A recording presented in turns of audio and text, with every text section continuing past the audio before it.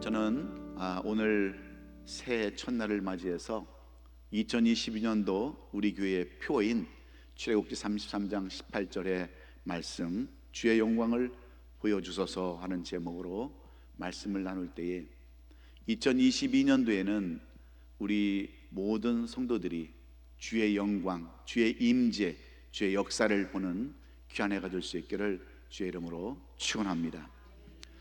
저는 늦게 목사가 되었고 또 신학교를 야간을 다녔습니다. 그래서 이렇게 주간에 이렇게 설교하는 걸 잘 못해요. 철야를 하려면 잘하겠는데 새벽 예배 특히 더 트라우마가 있습니다.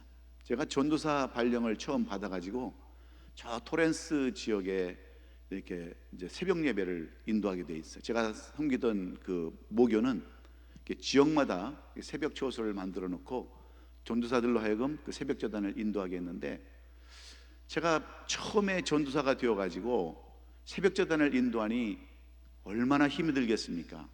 설교도 별로 안 해봤는데 새벽 제단을 인도해야 되고, 또 장로님 사모님은 항상 메모지를 적어서 이렇게 강단에 올려주는 거예요. 전도사님 시간이 너무 길어요, 아니면 말씀이 좀 버벅거려요, 그렇게 올려오면 이 시간 제한하는 것에서도 상처가 참 많습니다. 그래서 이제 새벽 기도를 일찍 가죠. 한 4시 반, 5시쯤 가서 먼저 기도를 합니다. 워낙 영성이 없으니까. 그래서 이제 불을 다 꺼놓고 여기 강단에서 기도를 하면 왠지 그렇게 막 두려움이 오는 거예요. 갑자기 조용한 그 실내가 천장이 들썩거리고요. 그 다음에 화장실 문이 삐걱 열리고 막 치마 끌리는 소리가 슥슥슥 소리가 나는 거예요. 그럼 막 머리가 쭈삣쭈삣 쓰는 거죠.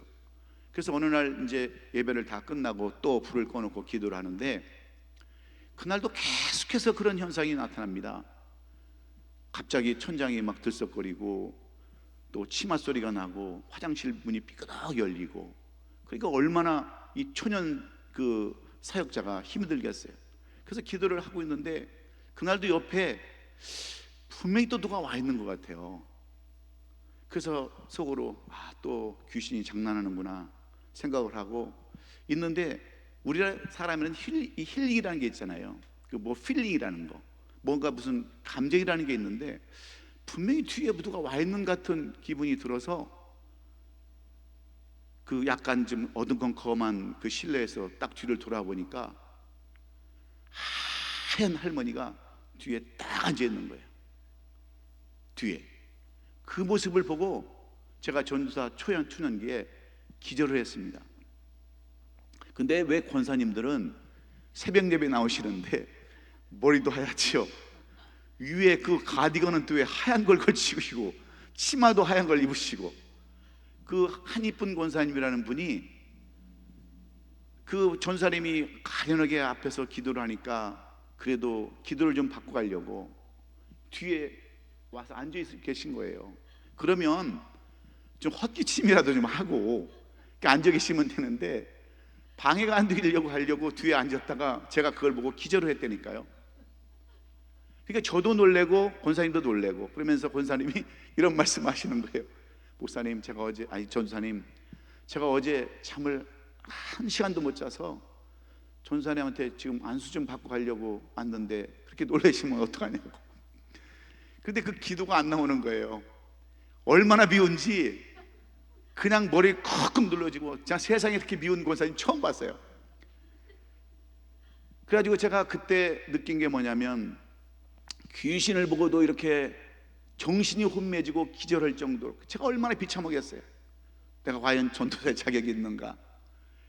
그러면서 그 귀신을 보고도 놀란 정신이 혼미해졌던 그 저였는데, 과연 내가 하나님의 임재, 하나님의 역사, 하나님의 영광을 봤다면 어떻게 됐을까? 한번 깊이 생각해 보는 시간을 가졌습니다. 사람의 그 영광을 보는 것만으로도, 사람이 귀신을 보는 것만으로도 때로는 정신을 못 차릴 때가 많이 있는데, 지금 모세는 하나님의 영광을 내게 보여주옵소서 하고 과감한 기도를 지금 드리고 있습니다.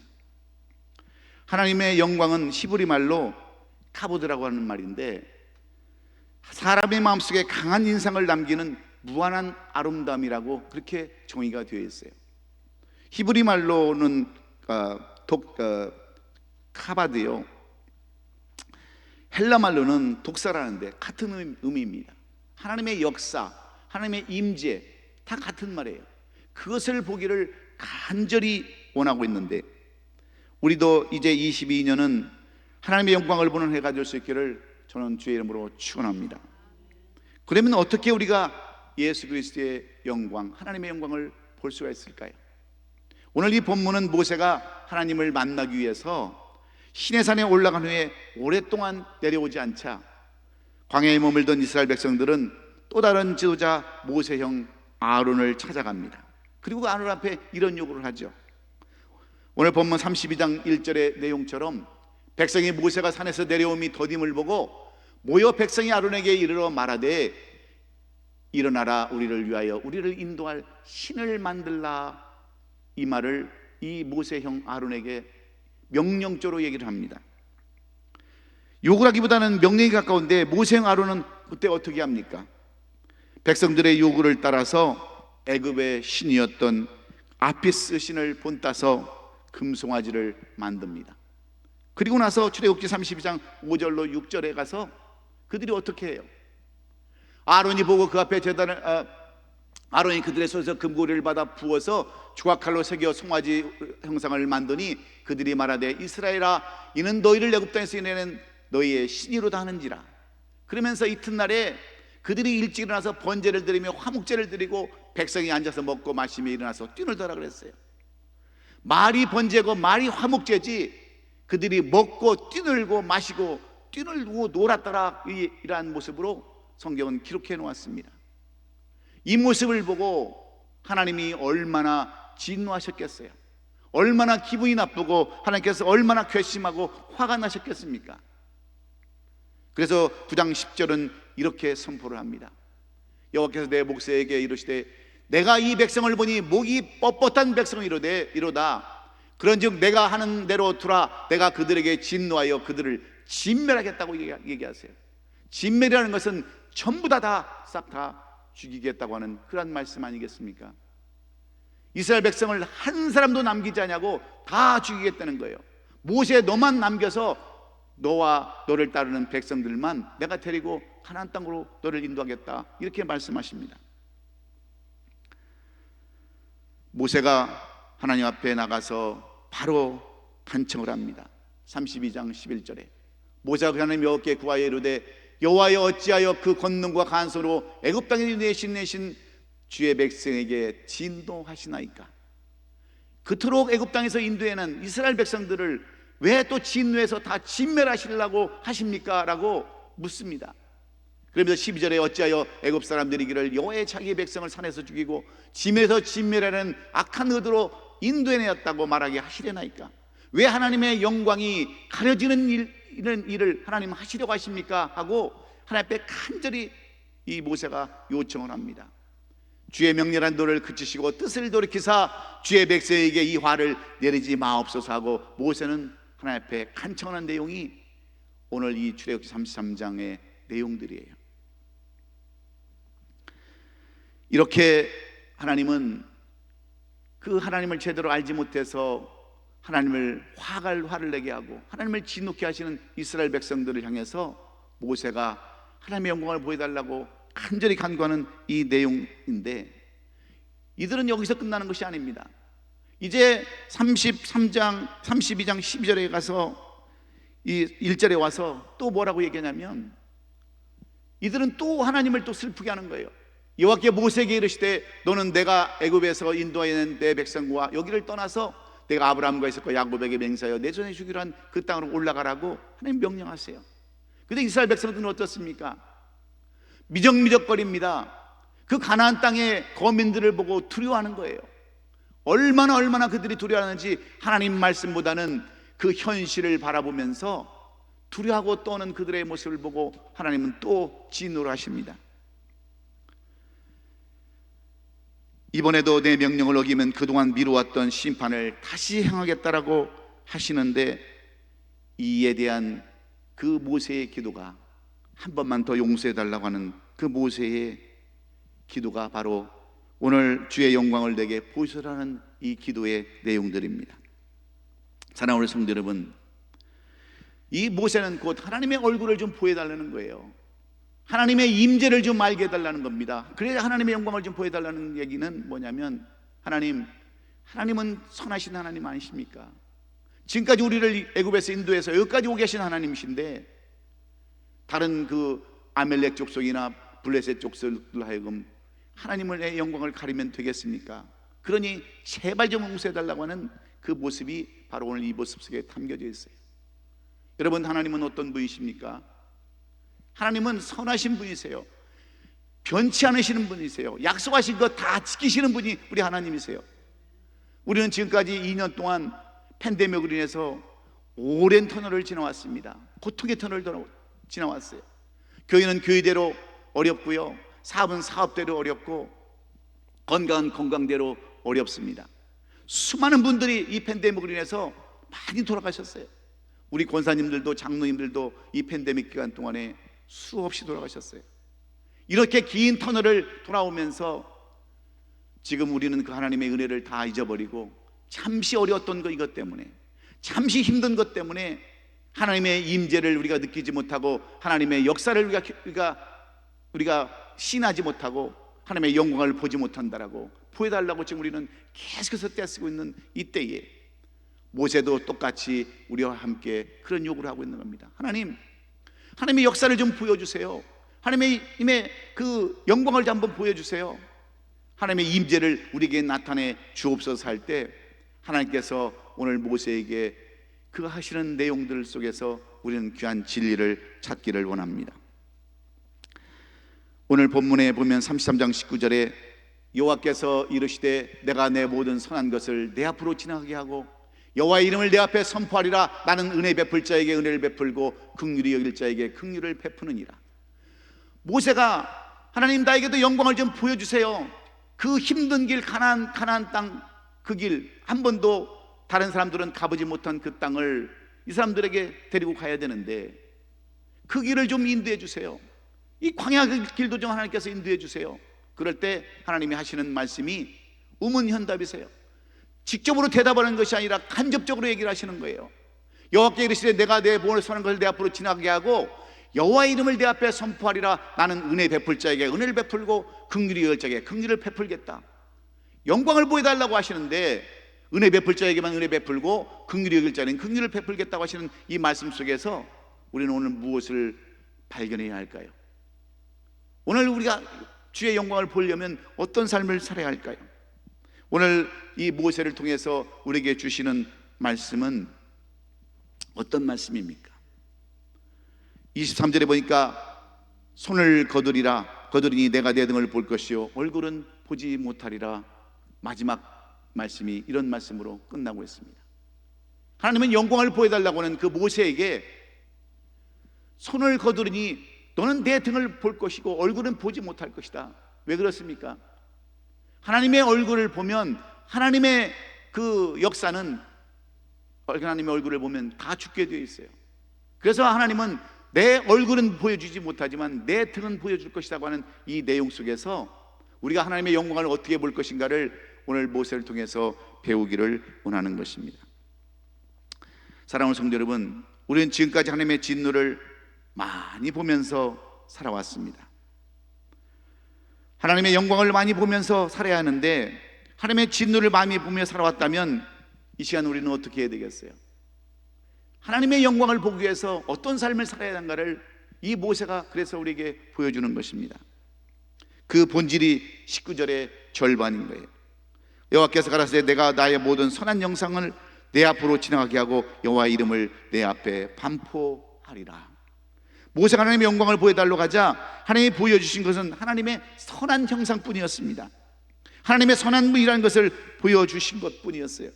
그렇습니다. 오늘도 마찬가지예요. 하나님 여전히 우리들의 하나님으로 계시는데, 이제 희망에 부풀어서 신의 산을 떠나야 할 순간에 모세는 하나님에게 무언가를 요구하고 있습니다. 근데 대답하시는 하나님은 어떤 하나님이세요? 그 요구에 대답하시는 내용을 통해서 우리가 어떻게 하나님의 영광을 볼 것인가를 같이 생각하고 은혜 받기를 소원합니다. 그렇다면 모세는 왜 하나님의 영광을 보여달라고 하시는 것일까요? 하나님의 영광, 하나님의 임재, 하나님의 역사를 경험하려면 어떻게 해야 한다라고 모세가 우리에게 말씀하고 있습니까? 그것은 하나님의 부재, 다시 말해서 하나님이 살아있음을 깨닫는 사람들에게 하나님의 영광을 보여주시겠다라고 말씀하고 있습니다. 하나님의 부재를 모세는 경험했기 때문에 하나님이 살아계셨다고 하는 것을 깨닫는 사람들에게만 하나님의 영광을 보여주시겠다, 오늘 말씀하시는 거예요. 모세가 하나님께 요구한 내용은 당연한 듯이 보이지만은 사실 자연스럽지는 않습니다. 모세는 13절에서 뭐라고 얘기해요? 내가 참으로 목전에 은총을 입어 싸우면 원하건대 주의 길을 내게 보이사 내게 주를 알리시고 나의 주로 목전에 은총을 입게 하시며 이 족속을 주의 백성으로 여기소서 그랬습니다. 그들은 하나님의 은총을 이미 충분하게 입었는데도 불구하고 그걸 다시 요구하는 거예요. 이 요구가 16절에 나오지 않습니까? 나와 주의 백성이 주의 목전에 은총을 입은 줄을 무엇으로 알리까? 주께서 우리와 함께 행하심으로 나의 주의 백성을 천하만민 중에 구별하심이 아니니까. 그가 요구하는 은총은 하나님이 함께 하신다고 하는 증거를 가리키는데, 그런 증거가 있어야만 주변의 다른 종족들이나 자신들이 구별되게 사는 것 아니냐고 지금 따지는 겁니다. 모세가 어떤 인물인지를 알면, 그리고 그 앞에서 그에게 어떤 일이 있었는지를 알면 이런 요구가 어색하다는 사실을 우리는 확인할 수 있어요. 여러분, 모세가 어떤 사람입니까? 모세는 어려서 나일강가에 버려진 사람이었습니다. 그럼에도 불구하고 하나님의 은혜로 말미암아 바로 공주의 은혜를 입고 그는 거기서 40년 동안 무술을 익혔죠. 정치를 배웠죠. 경제를 배웠죠. 살아가는 모든 것들을 왕자로서 다 배웠던 사람입니다. 그리고 하나님의 은혜를 입어서 그가 바로 앞에 나가서 10가지 재앙을 내리지 않았습니까? 그리고 모세가 본 게 또 뭐예요? 그 이스라엘 백성들을 데리고 홍해를 건너서 그 나중에 쫓아오는 바로 군대가 물에 수장되는 그러한 하나님의 역사를 다 경험을 했어요. 물이 없을 때 반석을 쳐서 생수를 공급받고요, 늘 만나를 공급받기도 했고, 하나님의 대적들을 다 물리치는 그러한 역사도 수없이 경험했던 사람이 모세입니다. 그런데 이런 모세가 하나님의 영광을 다시 보여달라는 거예요. 실컷 다 지금까지 은혜를 경험하고 있었음에도 불구하고 왜 또 여러분 이런 요구를 하는 거예요? 거기에는 하나님의 역설적인 내용이 여기에 숨겨져 있습니다. 여러분, 고기 맛도요, 고기도 고기 맛을 아는 사람이 먹게 돼 있어요. 하나님의 임재를 경험해 본 사람이 여러분 하나님의 임재를 더 찾는 거예요. 그렇지 않습니까? 이 말씀이에요, 이 말씀. 모세는 지금까지 그 수많은 하나님의 기적과 이적을 보았으면서도 그것이 부족한 거예요. 다 보았으면서도 하나님 더 보여주세요, 더 보여주세요 하는 하나님의 간절한 은혜의 사모함이 있었다는 사실을 이 모세는 스스로 우리에게 고백하는 내용들입니다. 여러분은 지금 어떠세요? 지금까지 하나님의 은혜를 얼마나 간구하면서 여러분 살아오셨습니까? 아니면 그냥 세워라 가라 그렇게 살아오셨어요? 다 똑같이 경험하는 거지 뭐, 다 어려운 거지, 그렇게 살아오셨습니까? 하나님을 경험한 사람, 하나님을 체험한 사람, 하나님의 영광을 본 사람은 더 찾게 되었고 더 은혜를 갈구하게 되었다고 하는 것이 모세를 통해서 우리가 배울 수 있는 그러한 내용들입니다. 사랑하는 성도 여러분, 그렇습니다. 어떤 사람에게 하나님은 하나님의 영광을 보여주십니까? 하나님의 은혜를 더욱더 갈망하고 하나님과 동행하기를 원하는 그런 사람에게 하나님은 하나님의 영광을 보여주시는 줄로 믿습니다. 그런데 하나님의 임재, 하나님의 역사, 하나님의 영광을 경험하지 못한 사람들은 은총을 갈망하는 모세를 이해할 수가 없습니다. 하나님의 부재, 하나님의 경험하지 못하면 하나님의 영광을 볼 수 없기에 모세의 간구는 하나님과의 동행이요, 하나님께 절대적으로 은혜를 간구하는 그러한 모습들입니다. 그렇습니다. 하나님 없는 성공은 아무 의미가 없다고 하는 이 모세의 고백이 오늘 저와 여러분의 고백이 될 수 있기를 예수님의 이름으로 축원합니다. 두 번째로, 왜 모세는 하나님께 영광을 보여달라고 요구하는 것일까요? 하나님은 어떤 사람에게 하나님의 영광을 보여주신다고 말씀하십니까? 하나님은 은혜를 베풀 자에게 은혜를 베푸시기 때문에 그래요. 은혜를 베풀 자에게 은혜를 주시기 때문에 이 모세가 원하는 것은 그런 사람이 되고 싶다는 겁니다. 하나님의 은혜를 받을 자가 되기를 원한다고 하는 거예요. 모세의 요구에 대해서 하나님은 이것이 바로 은총의 증거니 봐라 말씀하지 않으셨습니다. 17절 말씀에 여호와께서 모세에게 이르시되 내가 말하는 이 일도 내가 하리니 너는 내 목전에 은총을 입었고 내가 내 이름으로도 너를 알미니라. 모세가 이르되 원한데 주의 영광을 내게 보이소서 한 이 말씀 속에서 무엇을 나타내는 것입니까? 은총은 즉 절대 생명이나 존재의 깊이는 우리가 확인할 수 없는 어떤 모양으로 나타나는 게 아니라 하나님 자체, 하나님 스스로라는 겁니다. 삶은 어떤 구체적인 형태나 형상으로 묘사할 수 없듯이 하나님은 어떤 형태나 현상의 제한에서 묘사할 수가 없다고 하는 것을 우리에게 똑똑히 말씀해 주고 있습니다. 그래서 이 모세가 주의 영광을 내게 보여달라고 그렇게 말씀하는데, 여기서 영광과 은총은 같은 뜻입니다. 하나님은 이번에도 나의 영광은 이것이니 봐라 그렇게 구체적으로 말씀하시지 않으세요. 19절로 가서 이렇게 말씀하시는 거예요. 나는 은혜를 베풀 자에게 은혜를 베푼다 이렇게 말씀하시는 거예요. 은혜를 베풀 자에게, 그러니까 은혜 받을 만한 사람에게 은혜를 베풀어 주겠다 그런 얘기입니다. 그래서 우리가 어떤 사람이 되어야 합니까? 하나님으로부터 은혜 받을 만한 사람이 되어야 우리가 하나님의 영광을 볼 수 있는 거 아니겠습니까? 근데 우리는 어떤 삶을 살아가요? 하나님에게는 은혜 받을 자가 아니라 오히려 저주받을 자로, 심판받을 자로, 미워할 자로 그렇게 살아가니까 우리가 하나님의 영광을 볼 수 없었다고 이렇게 말하는 것입니다. 하나님은 은혜 줄 자에게 은혜를 주시고 긍휼히 여길 자를 긍휼히 여겨 주신 하나님이신 줄로 믿습니다. 사실 이스라엘 백성이나 모세의 마음속에는 하나님이 이렇게 진노하시면 우리가 광야에서 전부 죽게 되는 것 아닌가 하는 그런 마음뿐이었습니다. 그런데 하나님이 말씀하세요. 너희가 다 우상에 빠졌구나. 그러나 그럴지라도 내가 너희를 다 죽이지 않겠다. 너희 가운데 은혜 받을 자가 있고 너희 가운데 긍휼을 베풀 자가 있다라고 이렇게 말씀하시는 거예요. 하나님의 영광은 자기 백성을 택하시고 구원하시는 데 나타납니다. 천지 만물에 나타난 하나님의 은혜를 일반 은혜라고 한다면 자기 백성을 택하시고 구원하시는 영광은 여러분 특별한 영광인 줄로 믿습니다. 하나님은 우상 숭배를 심판하시고 선하시고 심판하시지만 선하신 사람들, 하나님을 믿고 따르는 사람에게는 은혜를 베푼다고 하시는 것이 오늘 이 모세를 통해서 우리에게 주시는 교훈의 말씀이에요.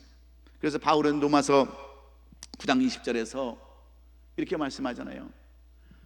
이 사람아 내가 누구에게 감히 하나님께 반문하느냐? 지음을 받은 물건이 치은 자에게 어찌 나를 같이 만들었느냐 말하겠느냐. 하나님은 아무나 다 은혜를 주시는 것이 아니라 하나님 뜻대로, 하나님이 원하시는 대로 자기 마음대로 은혜를 주시고 그런 사람에게 영광을 보여주시기 때문에 이 사도 바울도 그렇게 얘기하는 거예요. 이것은 하나님의 뜻이다.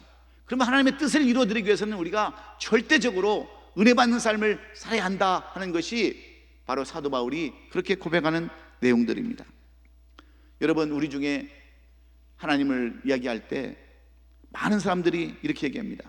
하나님으로부터 은혜를 입어서 하나님의 긍휼을 본 사람은 이 땅에서도 하나님의 영광을 볼 것이고 죽으면 다 하나님의 영광을 보게 될 것이 사실이지만 사도 바울은 5장에서 이렇게 얘기해요. 장차 우리에게 다가올 영광은 현재의 고난과 비교할 수 없다고 그러면서 이 은혜 받는 것에만 집중하는 그런 삶을 살아가고 있습니다. 여러분, 2022년도 우리는 한 번도 가보지 못해서 그 길이 어떤 길인지 우리는 알 수 없어요. 또 어떤 변이 바이러스가 생길지 우리는 알 수 없습니다. 그러나 분명한 사실은 하나님은 은혜 받을 자에게 반드시 하나님의 영광을 보여준다고 하는 사실을 잊지 마십시다. 하나님의 은혜를 사모하고 하나님 살아계심을 분명히 믿고 그분께 우리의 모든 것을 중심으로 들여서 우리가 하나님의 은혜 받는 자가만 된다면, 하나님의 은혜 베풀 자가 된다고 한다면 반드시 우리에게 놀라운 승리 역사가 임할 수 있기에 오늘 모세의 고백대로 여러분 모두가 은혜를 사모하고 하나님께서 은혜 받은 그러한 사람들이 될 수 있기를 주의 이름으로 축원합니다. 오늘 본문에 따라서 하나님의 은혜를 베풀 자로 산다는 것이 무슨 뜻인지를 한번 설명해 보겠습니다. 하나님의 은혜를 베풀 자는 은혜 받을 것을 준비한 사람을 의미하는 거예요. 준비하지 못하거나 하지 못한 사람에게는 하나님의 은혜가 베풀 수 없기 때문에 은혜를 준비하면서 살라는 거예요. 은혜를 준비하면서 2022년도 우리도 은혜 받을 준비하는 자로 살아갈 수 있기를 예수님의 이름으로 축원합니다. 마지막으로 하나님은 긍휼히 여기는 자에게 하나님의 영광을 보여주시겠다라고 모세를 통해서 우리에게 교훈해 줍니다. 하나님은 영광의 본질은 하나님의 선한 형상에 있습니다. 그러면 하나님의 영광을 체험할 수 있는 사람이 누구입니까? 19절 후반절에 보니까 은혜를 베풀고 긍휼히 여길 자에게 긍휼을 베푸신다 그렇게 말씀합니다. 하나님은 긍휼히 여길 자에게 긍휼을 베푸신다고 말씀하시는데 긍휼히 여긴다는 것은 뭐예요? 불쌍히 여기신다 그런 뜻이에요. 하나님은 불쌍히 여길 수 있는 사람들에게 은혜를 베풀어 주시고 하나님의 영광을 보여주시겠다고 이렇게 말씀하는 거예요. 여러분, 하나님께서 불쌍히 여기는 자가 어떤 사람입니까? 돈 많은 사람이 불쌍한 사람입니까? 하나님 앞에 잘못된 것을 내어놓고 하나님 잘못했습니다, 죄송합니다, 회개하는 사람이 여러분 긍휼한 자요, 그런 사람이 긍휼히 여김을 받는 사람인 줄로 믿습니다. 긍휼은 불쌍히 여긴다는 뜻인데 자비로 번역해도 조금도 부족함이 없습니다. 긍휼을 얻어야 한다는 말은 자신이 죄라는 사실을 인정한다고 하는 그런 뜻이에요. 문제는 아는데 실제로 그렇게 살지 못하는데 문제가 있습니다. 하나님의 긍휼을 바라는 사람은 늘 죄의식 가운데 살아야 한다는 말이 그런 말이 아니라 거듭해서 이 사실을 확인하는데 늘 회개하면서, 우리가 여러분 날마다 얼마나 많은 죄를 짓고 삽니까? 제가 전에 이제 교회에 아직 지금 CUP가 다 못 끝나서 이제 마지막 파이널이 내일 남았는데, 제가 이러는 사람들 그 돕기위해서 물건을 사러 가잖아요. 그런데 요만한 그 파트가 하나 부족해서 어떤 때는 이걸 돈 내고 가져가야 되나, 그냥 집어와야 되나, 그런 유혹이 엄청나게 많은 거예요. 그래서 어느 날 이제 물건을 사가지고 막 왔는데 그 스캔을 하나 안 한 게 있었어요. 근데 이걸 가지고 이제 왔길래 내가 우리 전사님한테도 얘기를 했어요. 막 양심에 찔리고 이게 무슨 죄 짓는 것 같고 뭐 큰 것도 아닌데, 그래서 마음이 갈등이 생기는 거예요. 유혹이 계속 오는 거예요. 그래서 제가 그 물건을 가지고 가서 그 종업원한테, 홈디포 종업원한테 가서 얘기를 했어요.